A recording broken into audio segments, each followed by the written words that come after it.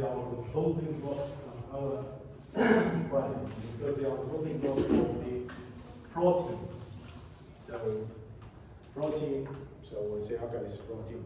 What's a protein? Protein is just a polymer of amino acids. You bring a lot of amino acids together, react with each other, and have a polymer, like a poly of carbohydrate, like a poly of amino acids.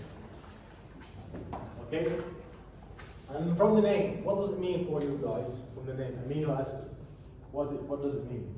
What does it mean? So what amino acid? What does amino acid means from the name? It means that there are two groups in the molecule. This is amino group here, on the left, and the carboxylic acid group on the right. Be careful here. One of them on the right, one on the left. You need to keep the same here, the same arrangement. So we don't write amino acid, the carboxylic acid group from this side and this amino group from this side. No. Because in the protein has two terminals, or two terminals exactly. We will see that. One terminus is amino, so they call it nitrogen terminus. And the other one is on the right of your hand, called C terminus, meaning carboxylic acid terminus. So always when you write a protein or amino acid, you need to make sure that from here, on this side, the carboxylic acid group, from this side is the amino group. So that's always. So we'll see that. So you don't need to write it exactly. Don't write it, so we'll talk about it next lectures. Simply, amino acids are very polar molecules because they carry a lot of electrolytic atoms like oxygen, nitrogen, sometimes silver, but the oxygen, nitrogen, they are a lot in the molecule. So they make the molecule very polar and soluble in water because of the dynamo of the molecule. This slide here explain what's amino acid and how they react and what's the purpose of them. So the purpose of them, they are to make our body. So our body is making from carbohydrates, glycoprotein, protein, fatty acid, and all these biomolecules. And they call macromolecules, macrobiomolecules, because they are big, not small like ethane or methane or just simple molecules. They are big molecules. So they are macrobiomolecules. You see here this amino acid.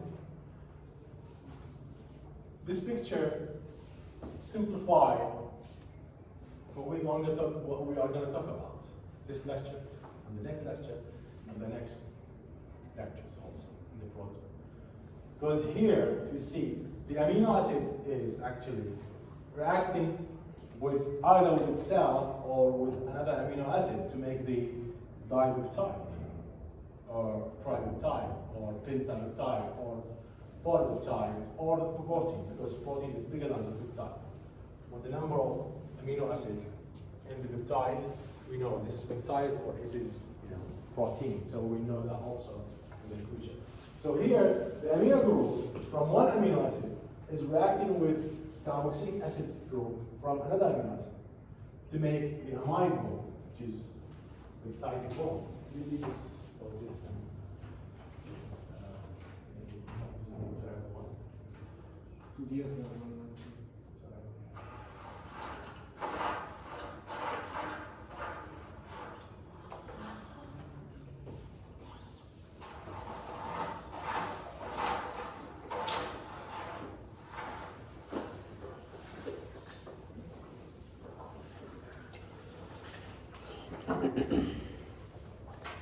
Is it hot?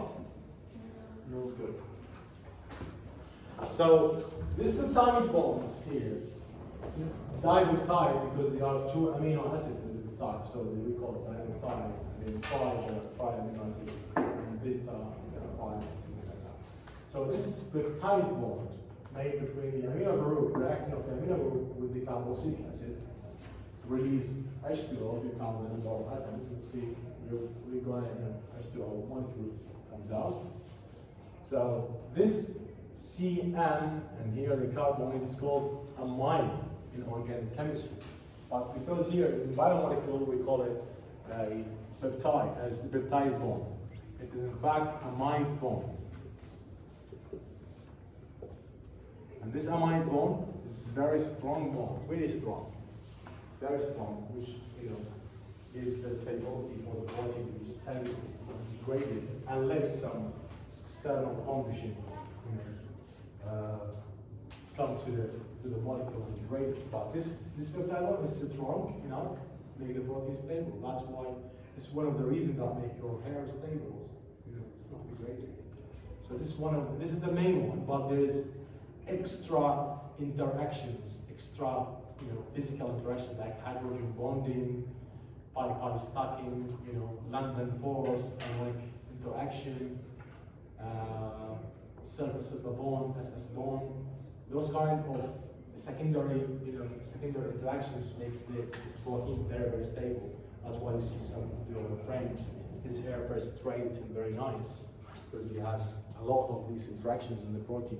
When you don't have it, so you lose it. Maybe you heard about cysteine, which is one of the amino acids, important acid. This cysteine is capable of making SS bond because that SS bond will, hold the protein, hold the protein chain or the ring or the spiral of the protein, hold it very well. And we see, for example, here. So next. No. No. So you see her hair is very straight and very nice because of this. Whereas here, don't take it personally. Whereas here it's the less. You see, it's some kind of, Yeah.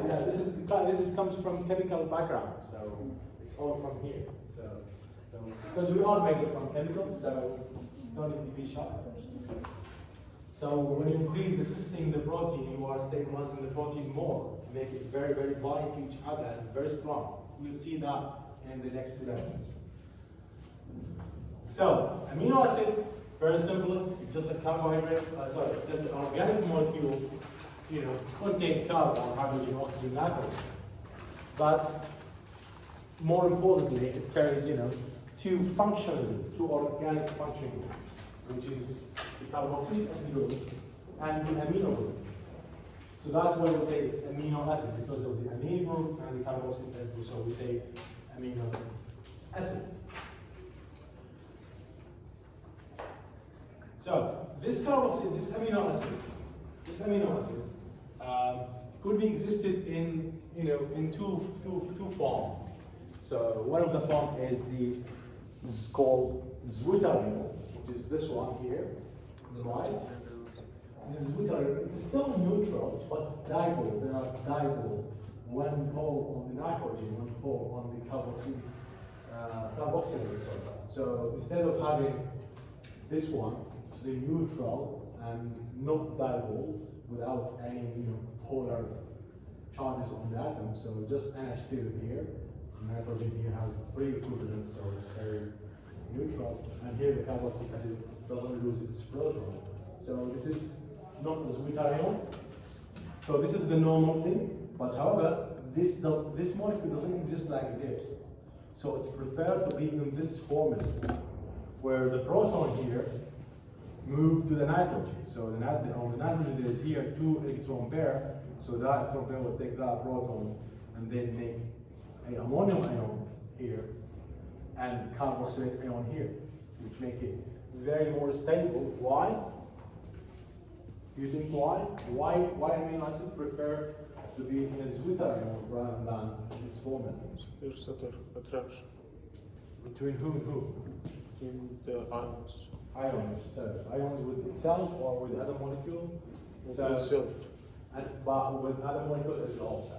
So because when you have a charge on a molecule, negatively charged species here, for example, okay, on a molecule, just imagine that from imagination, it's not true. And you have here, okay, which is positively charged from a also species, so done here. So that means there will be some kind of ionic interaction because there's a negative and positive, so they will attract each other. So in this case, you'll see the amino acid group here, the amino acid, will also have that kind of behavior where the amino group here carries positive charge and here negative charge. So that means, as a solid compound, we'll find every single molecule of this molecule, actually make an ionic interaction with the next molecule. And keep it like that. So the positive here will make an ionic interaction with the negative charge of the next amino acid molecule. And here, negative charge will make an ionic interaction with the positive charge of the next amino acid. So, as an amino acid, not as a protein. Protein, no, it's not like this. Protein is different. Protein, we have one terminus. For example, this amino acid, amino acid, amino acid, amino acid, until, for example, this amino acid. So the one here on the right carries the negative charge, which is the carboxylic acid group, and the one here on the left carries the positive charge, which is the amino group. So the protein will have two terminus. One is negative, one is positive, because the amino acid prefer this formula. Okay, so this is what I want is more stable and preferred that leads to this formula. This is what does it mean? This is what is water ions. Which I mean we have two ions on the molecule. Water ions. So one positive, one negative, which is in the end that charge is zero. There's no minus or plus here because it's negative, equal to positive, so it's zero. So it's a neutral graph, but it's dipole. So we call this a water ion. Amino acid in general, all the amino acid in our body and all the amino acid, because there are hundreds of amino acids. But the more interested amino acids, there are 20. The main 20 amino acids, they are key for us. They make our protein. They all share the same core, but they are different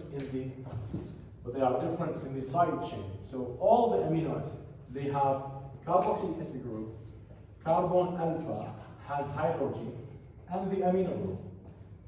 But they're all different in the R side chain. So from the R side chain, we know this amino acid, for example, is alanine, and this amino acid is glycine, this amino acid is tyrosine. So they all have the same, carboxylic acid group and the amino group, and the alpha hydrogen here, because this is carbon alpha, this is the carboxylic acid group, the main function group, and this is carbon called carbon alpha. So all of them will have these three things, but they're all different in the R side chain.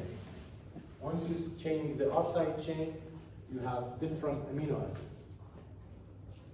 So therefore, the R side chain is an identity for the amino acid. So it's an identity. Why? Because they all have the same core. All they have is carboxylic acid, alpha, proton, and the amino group. So how do we recognize between alanine and glycine? It's actually from the R side chain. So this is an identity. Okay? So in terms of amino acids, as a classification, there are three types of amino acid existence in nature. So one of them is the alpha, which is our interest in this lecture, and it's what we want to study. And there is also beta, and there is a gamma. The alpha, the one we saw, it just, when you say alpha amino acid, I mean there is only one carbon, one single carbon between the carboxylate ion and the ammonium one, just one single carbon. And this carbon called alpha carbon. Alpha carbon, so we say if they are alpha amino acid. However, there is beta amino acid. So this is carbon beta, this is carbon alpha. So this is called beta amino acid because there are two carbon between the carboxylate ion and the ammonium. Okay? And there is a gamma amino acid, which is the third carbon, is carbon alpha, beta, gamma. 1, 2, 3 to the carboxylate. So this is called gamma amino acid. We are not interested in these two, beta and gamma. We are interested in the alpha, as in our lecture, and even in the protein. These key amino acids, or the 20 amino acids we're going to talk about, they are many hundreds, over 700 amino acids you can, if you want to search for that. But the main key are 20. They are the main amino acids, which they are, the building blocks for the protein. So we see the replication of the amino acid in the protein. If you know the sequence, you will know what the protein is. Because the sequenced amino acid sequence of an amino acid, in the protein is actually also a fingerprint. Fingerprint. So it's kind of genetic. The DNA. For example, if you have here, you see this is our this amino acid. You have, for example, here, let's say alanine, and here, let's say we have, let's say, sorry. Okay, keep it, histidine. Or here we have tyrosine, for example. And then we have alanine. I mean, kind of, but sometimes you find alanine, it depends on the sequence of the amino acid in the protein. Sometimes they don't write like here, like alanine, they write, for example, A, H, A, for example, H, A. I mean, alanine, histidine, alanine. I mean, it's the sequence of the amino acid when you want to recognize this protein from other protein. So how do they know? How do they deal with the therapy of COVID-19 last 1.5 years? Because they know the sequence of the amino acid. They know the sequence of the RNA. Once they know the sequence, then we are able to deal with the problem in this virus. Because if we know the genetic of the bacteria or the virus, then we are able to deal with it. We are able to treat it. Because all you need is to make a chemical compound that's able to infiltrate, for example, the wall, for example, of the bacteria. You go in. Because the bacteria, for example, has a wall, and this wall, there's what's called permeability. So it's capability of moving through or transferring through the wall, between the outside and the inside of the bacteria. So if we know the chemical structure of this wall, and we know the sequence of the amino acid and the kind of lipoprotein here, then we are able actually to design, to make a molecule that's capable to go through. Once we make a molecule that's capable to break the wall of the bacteria, then we are able to kill it, because that molecule will go inside and then interact or react with the DNA or the RNA, for example, mRNA, which is in the virus. DNA is bacteria has DNA because bacteria is small living system. So once the molecule chemical compound infiltrates that wall, so it's going to react with the mRNA, and then it will prevent from replication. And then you see yourself, oh, it became very good. Why? Because of that reaction.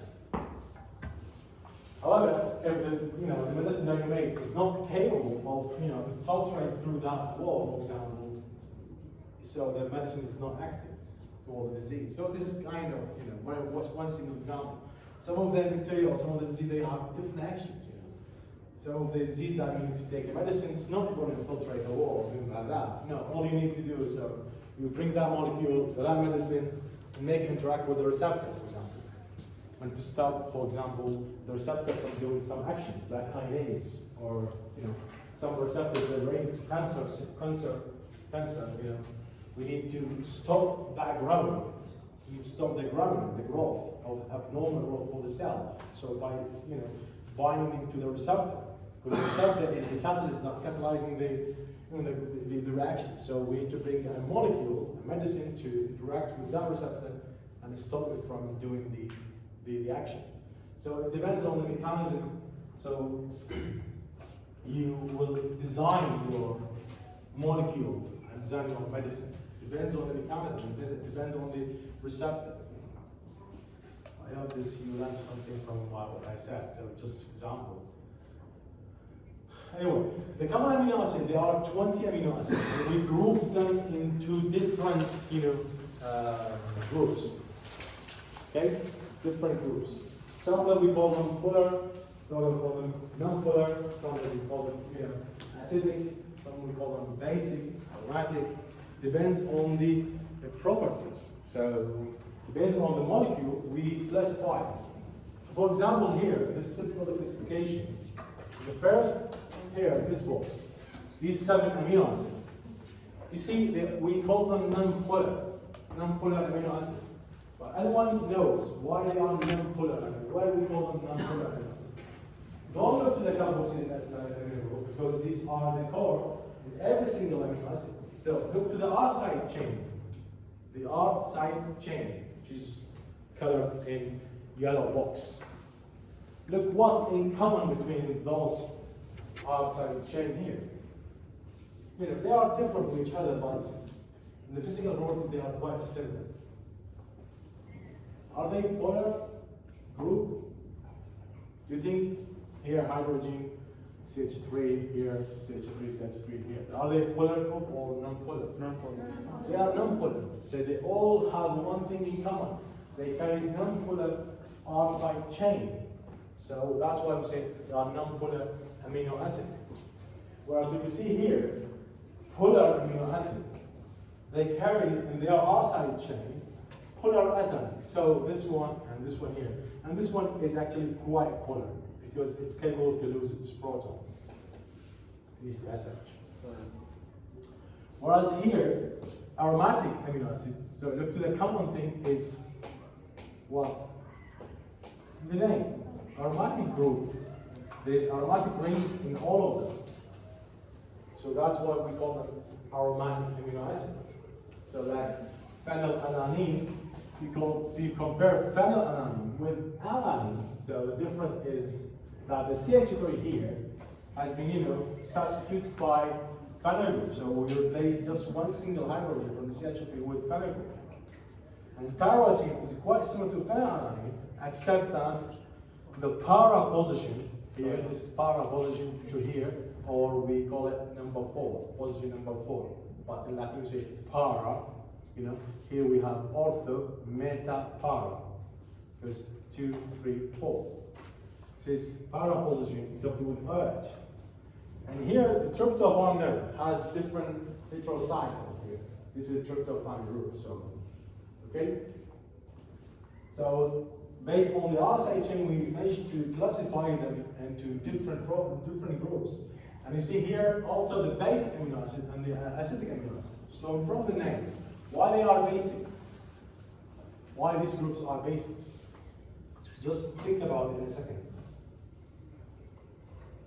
They only have nitrogen and carbon and nothing.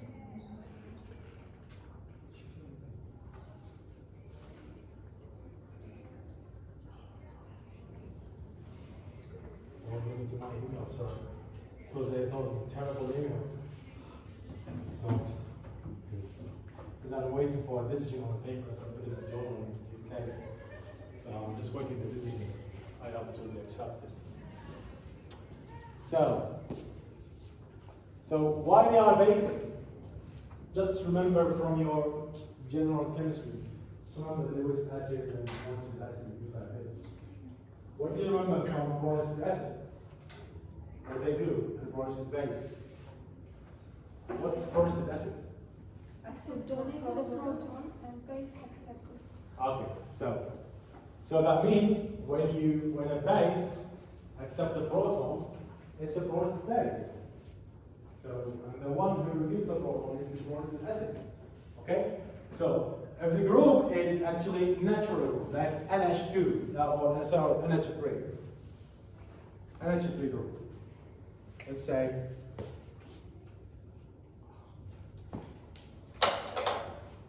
NH3.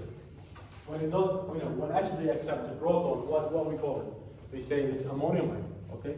This is NH3, get proton, so it will be an ammonium ion. So here, the NH3 is Lewis, it's Bronsted base, because this, take that proton and accept the proton, so it's Bronsted base.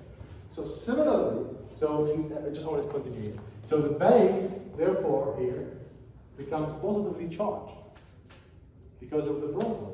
Because the proton here get the lone pair of the nitrogen and the molecules become very positively charged. Also here, in the basic amino acid, the R side chain is always, not always, but generally looks like to you it's positively charged.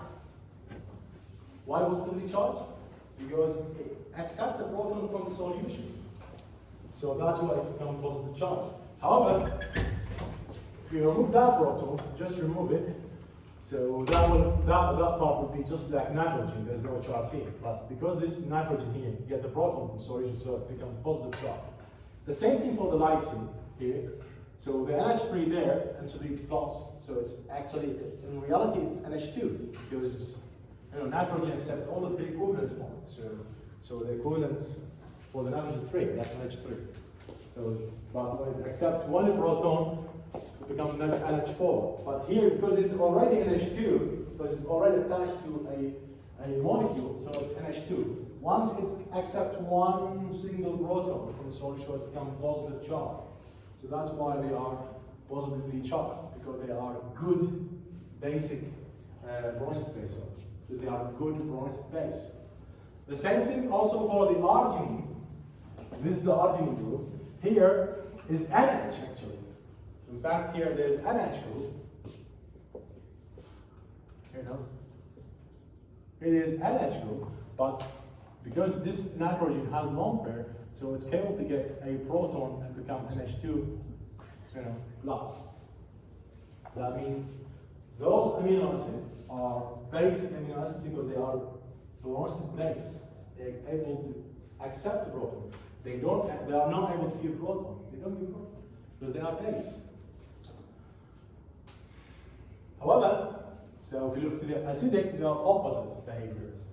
Acidic amino acids, they are Bronsted acids. So I mean they give the proton, like here. So this is carboxylic acid, so not carboxylate, because this is called carboxylate ion. So this should be, carboxylic acid, like for here. Let's say here,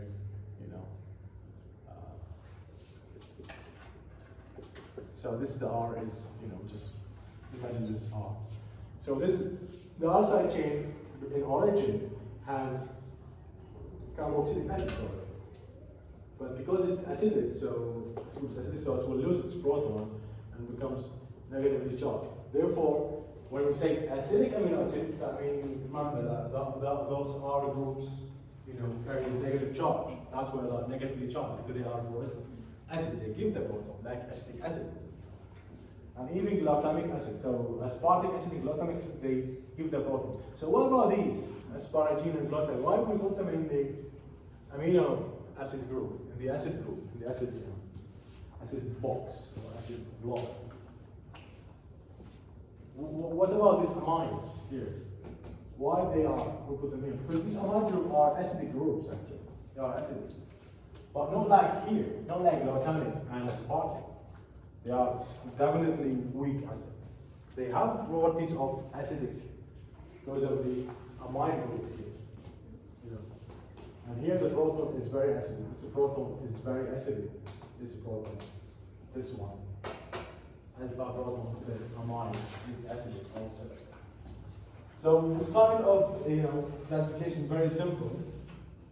Can go into more details of this classification.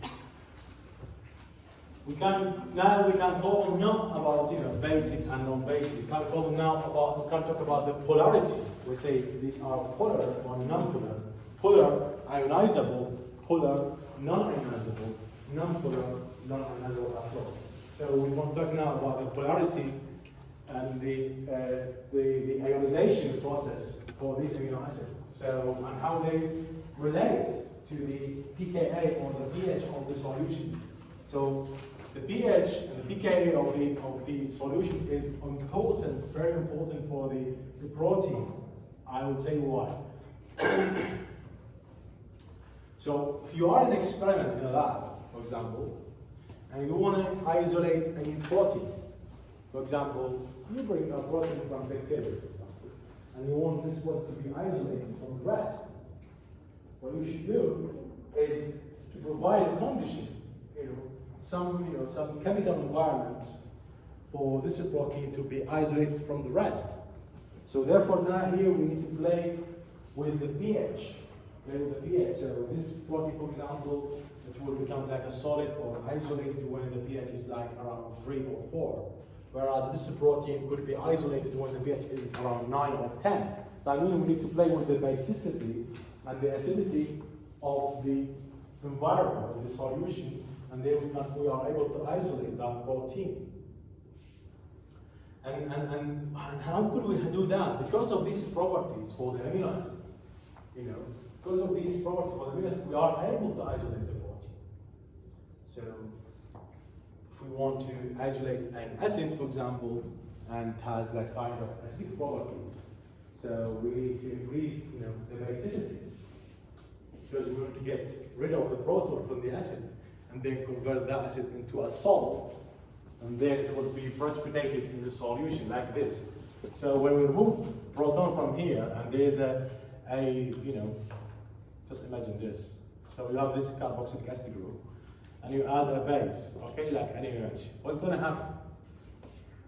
What's the NaOH going to do? What's going to do? NaOH, what's going to do?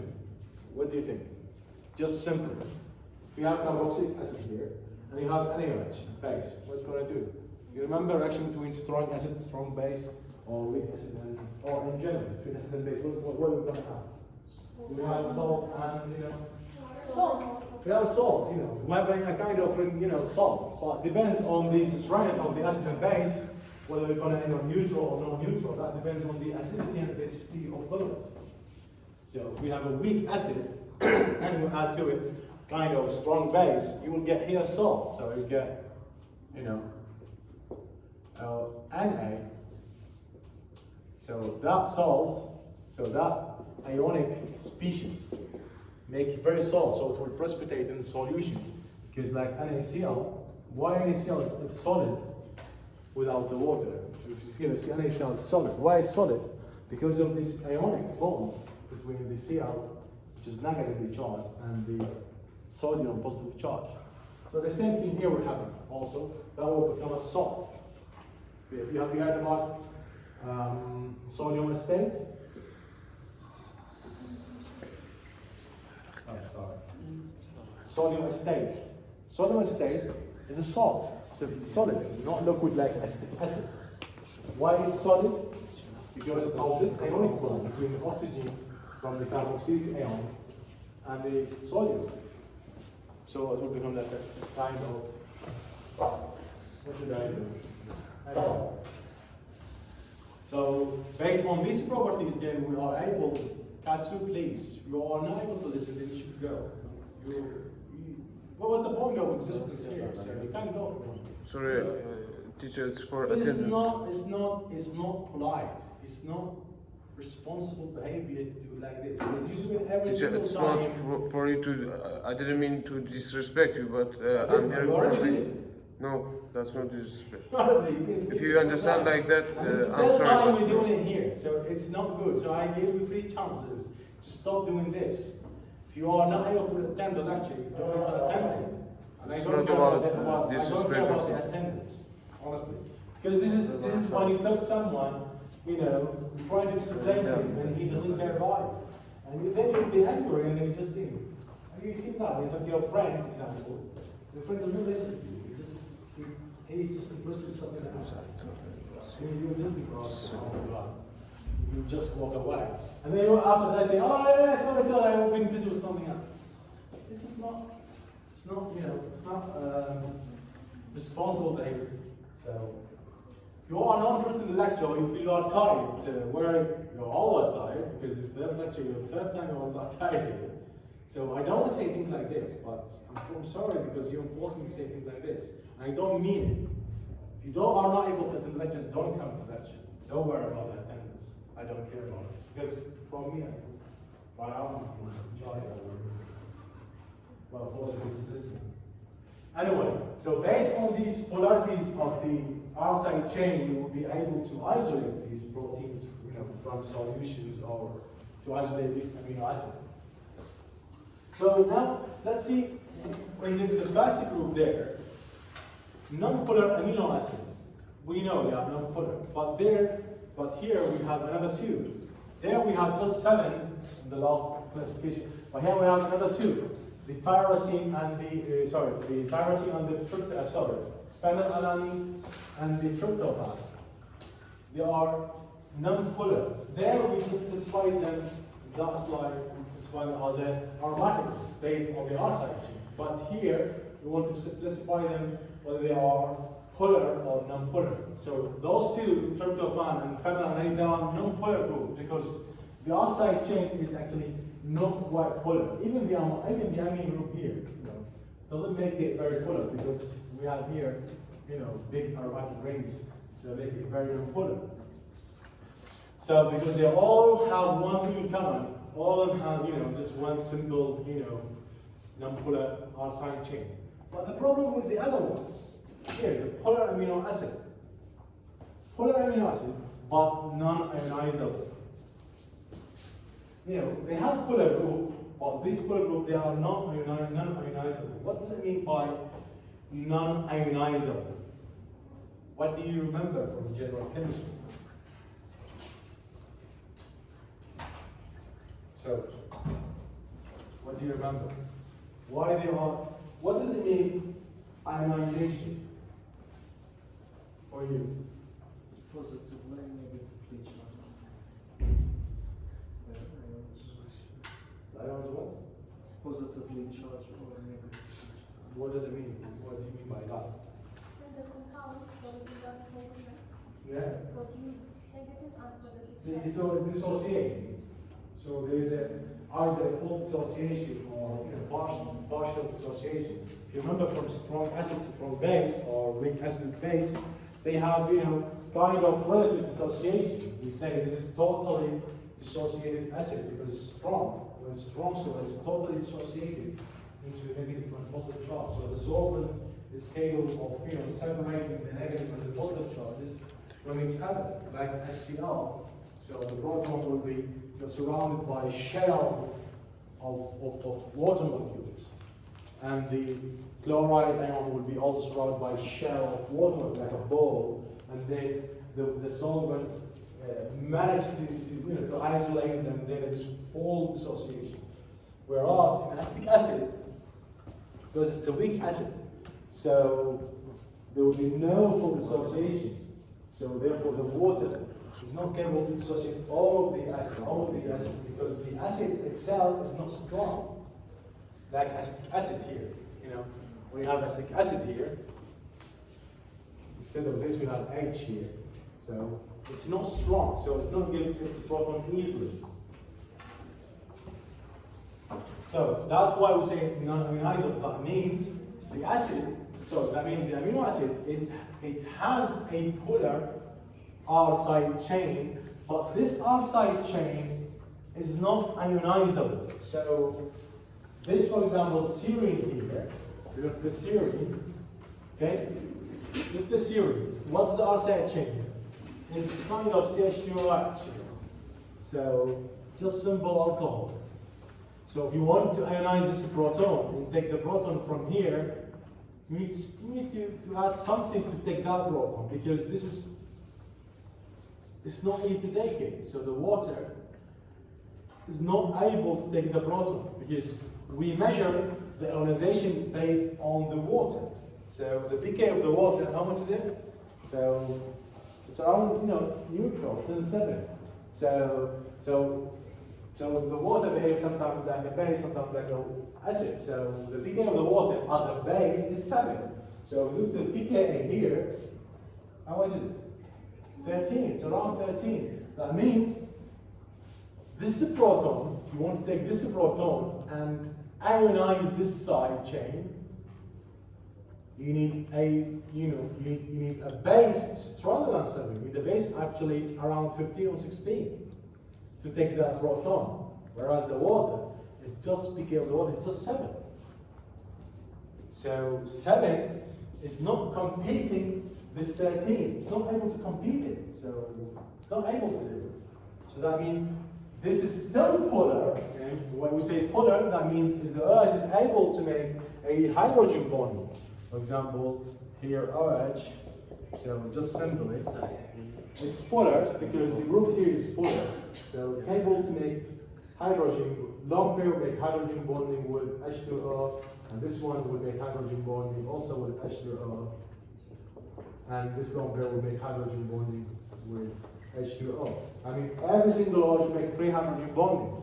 But the problem is, this water, it has pKa of around 7. So but that pKa is weak compared to the pKa of this H here, which is 13. So 13 is not able to take the 13. So this one has to be like become like 15 in order to be able to take that proton. So that's why it's not ionizable, because the pKa of the water is smaller by far. Actually, it's 50% of that number. And the same here in threonine. Threonine, the same problem, also around 13. So this is not ionizable. Tyrosine pKa is 10. It's a bit, lower than 13, but still, outrange of the water. Water is still 7, so it's not capable. The water is not able to take the proton here. Because when we say take the proton, if you remember, and the acidity and basicity, what you're going to have, equilibrium. Very simple equation. If you have, for example, let's say, just imagine, this is OH plus H2O. You'll have, minus plus H3O, hydrogen ion. So this is how we measure it. So does the water able to take this proton?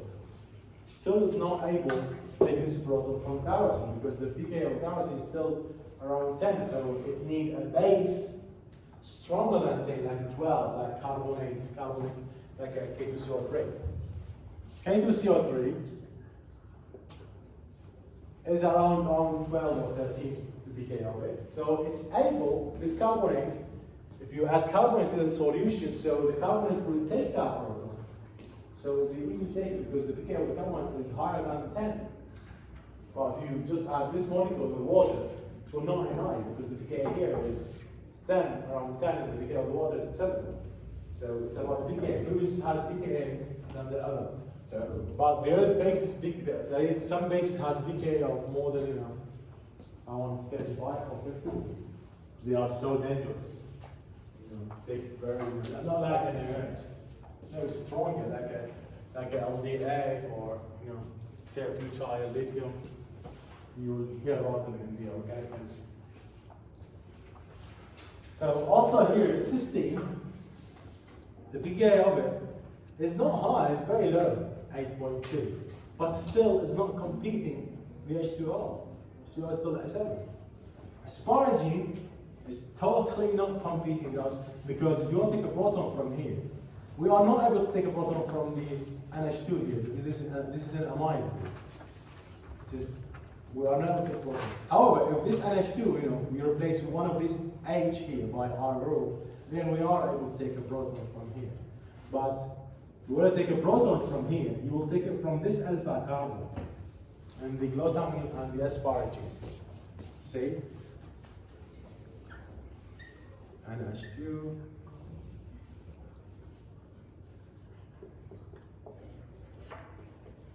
So this is amide. So we study these things in organic chemistry if you attend my organic lecture in the next lectures. So these amides here, if you bring a base, okay, and the base, let's imagine it's H2O, okay? So the H2O is not able to take that proton, so it's not ionized.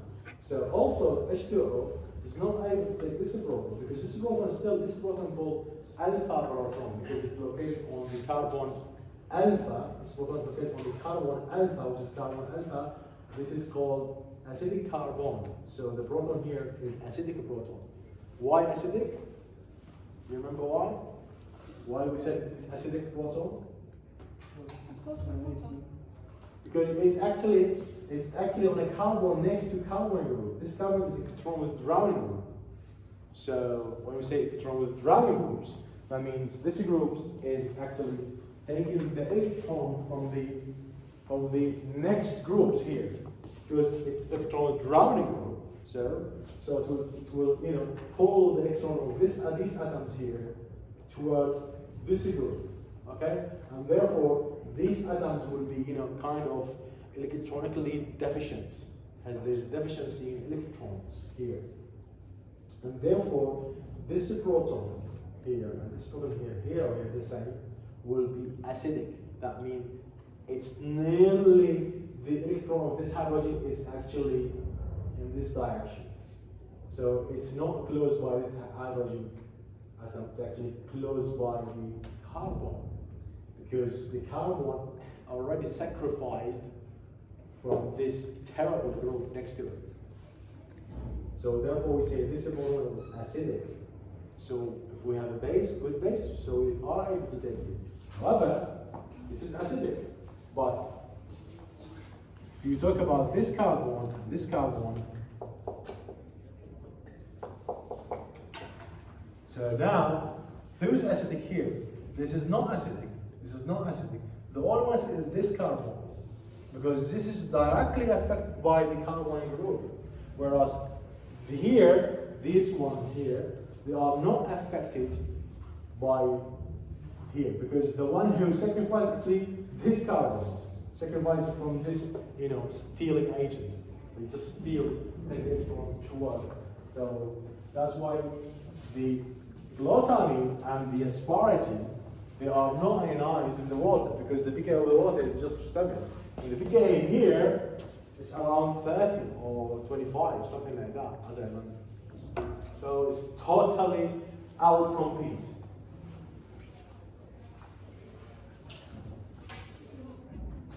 Okay? Any question here? Do you understand why they are ionizable or non-ionizable?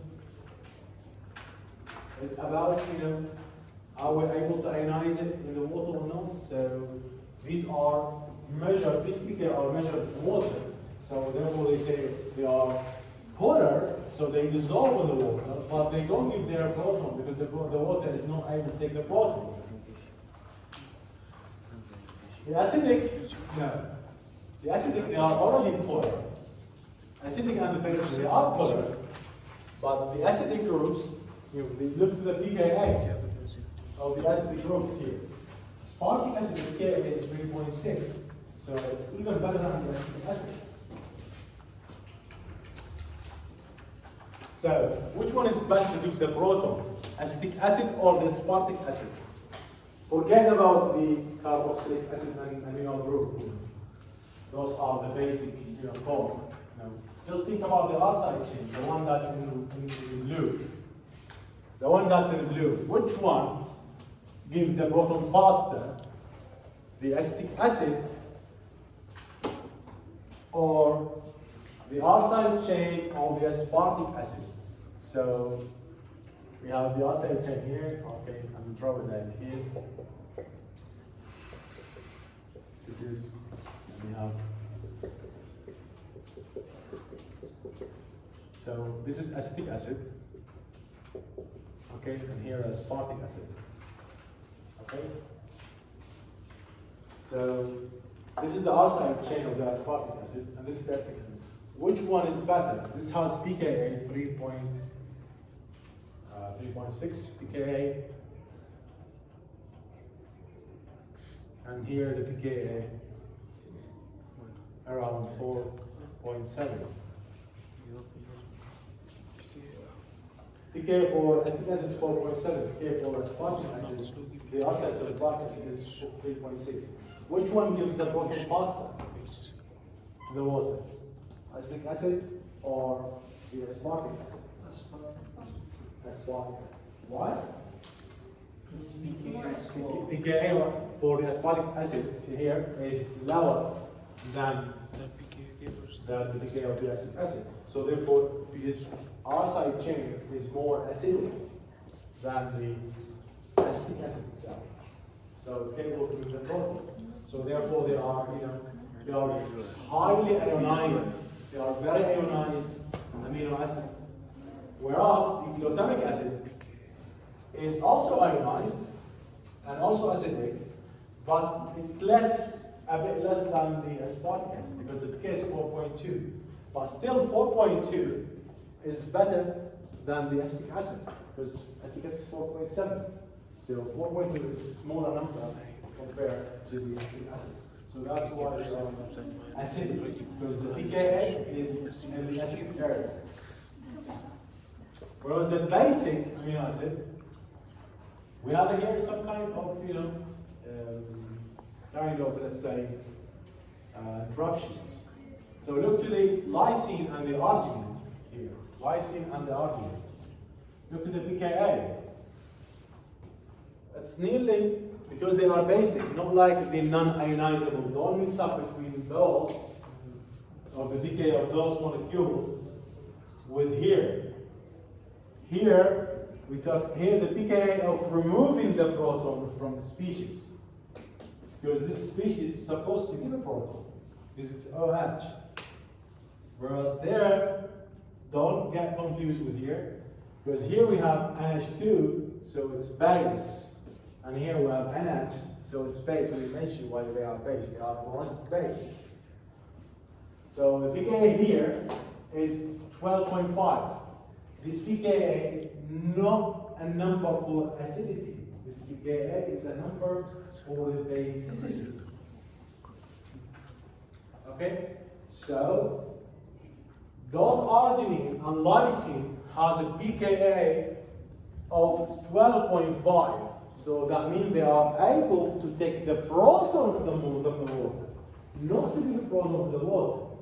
Why? Why arginine and lysine are capable of deprotonating the water? Look to the pKa. They are basic. Because they are basic and water They are is basic. acidic for them. So why? Because just look at the pKa. pKa of the water is 7. And here we have 10.5 and 12.5, and they are basic. So the pKa of the arginine and the lysine is, is bigger than the water. So therefore, they will take the proton of the water. So once you bring the lysine and put it in a water solution, it will, what will happen? Those acetic acid, so those R side chain will deprotonate the water because they have a R side chain as basic, and the pKa of them is higher than the water. But here we have the histidine, problematic. It has a basic, but why the pKa is 6? So it's basic. So it is basic. That means this is very, very, very weak base. Very, very weak base. So weak. Not like the arginine here and the NH2 here. Because this group here is already in a resonance group, so making the basicity of this group very, very weak. Very weak. But still able to get a proton. But might not from the water, which might be just from acetic acid if you just add acid to it, or HCl. So it will catch up a proton. So it's still acidic and polarized, ionized, but not able to compete the water. So you need to add some kind of acid to it to become, positively charged. Because, sorry for that.